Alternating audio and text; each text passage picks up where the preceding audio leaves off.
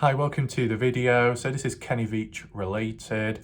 Currently at the moment there's a storm outside. I do have like a odd clip or something, so maybe I can show it to you. I'm sure J Chuck will like that. But in this video, Kenny Veach related, the chain of command. What does it mean? Well, it's a term used by the odd hiker or so. I don't know who said it first, either J Chuck, J Silverheels, and other people will be like, what the hell are they on about? Like, who the hell are you to say that? It sounds kind of like you've got to be bowing down and looking up to them, some kind of authority figures. From that angle, yes, over the top. And I think when DJ Moore, I think it's that correct username, ended up doing a video and reacted to that concept, and he was laughing quite a lot, and I don't blame him. But, I'm going to give my opinion and my perspective on the matter because, in a way, I do understand what they're getting at, chain of command. Probably not the correct use of wording. I mean, basically what they're getting at is a hierarchy, that there's a hierarchy within the mystery. And from my position, where I stand, I'd say I'm at the bottom on the hierarchy, and that's perfectly fine, and there is an explanation for that. The people above me are obviously the hikers, like Jeff Clark, Jay Silverheels, Jay Chuck, Scott Natal, Frank from Exploring Abandoned Mines and Unusual Places, Sean, and so on. The people who are above them, right at the top, will be like maybe military, or the unknown people that know something, who are in contact or have been in contact with Kenny, as well as a few family members too, who know more than what they do. Even including Susan, who has helped within the mystery. They're the sort right at the top.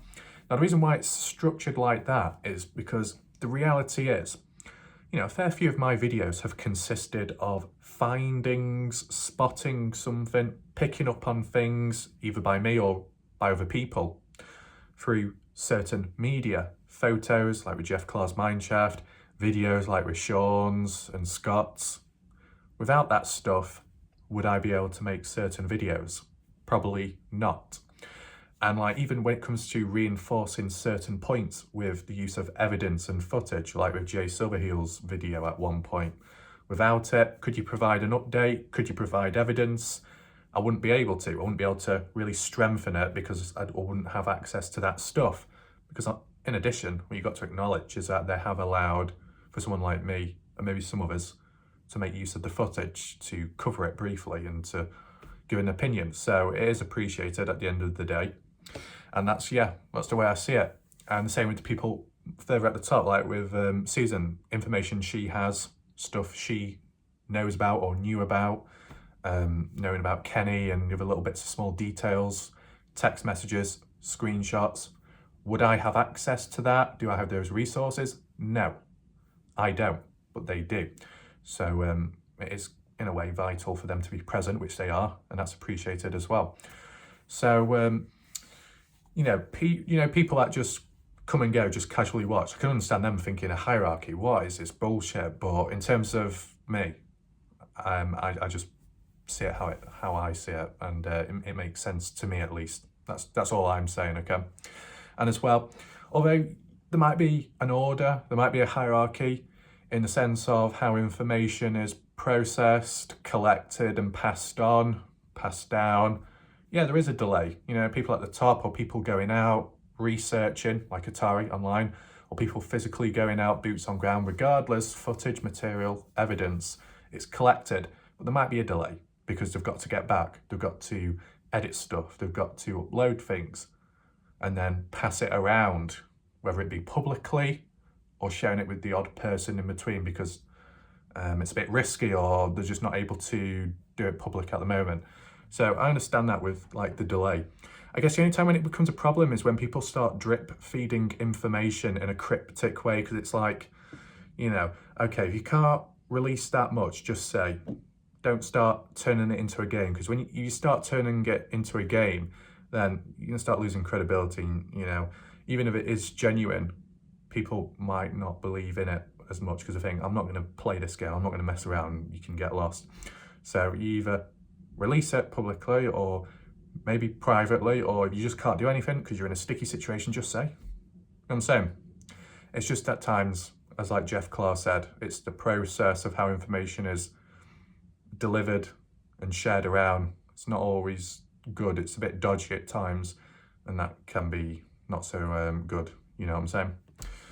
But at the end of the day, you look at it like this, on like a ladder system, although there could be a hierarchy, each role, each category is just as important, and all parts of gears of a working machine. If you haven't got one, it's not going to function as well. You know, if you haven't got the hikers or the family members, you're not going to have the depth of information and footage to use and to look at.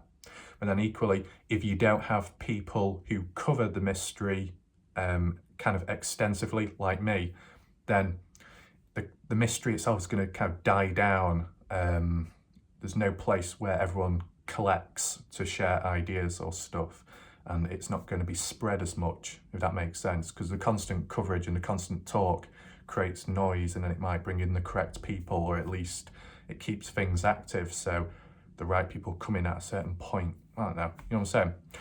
And then equally, even just people that watch, whether it be watching my videos, which I appreciate, or if it's just people watching other people's videos without people watching and actually watching the stuff, how would you find all the strange mysteries within the videos, within the hikes? You wouldn't have all the observations made, because quite often, sure, people have gone out and hiked and done what they've done, which is good, but most of them have not seen certain stuff within the footage. And, you know, it makes sense, just like how, like with paranormal investigations, they don't always see immediately, but when they're reviewing the footage afterwards, that's when they notice it.